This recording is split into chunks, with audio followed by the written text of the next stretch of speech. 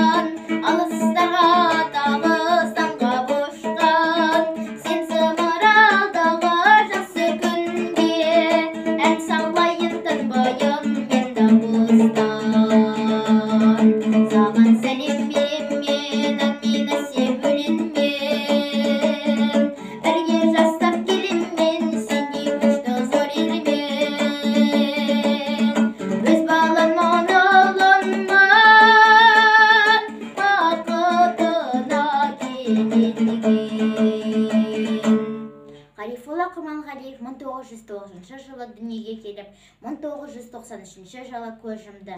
Туған жері Ақкөл ауылы, Қаратөбе ауданы, Орал облысы, Ресей империясы. Мамандығы композитор, әнші, педагог, актер. Мен сіздерге қазір халық әнін Ағайшаны айтамын.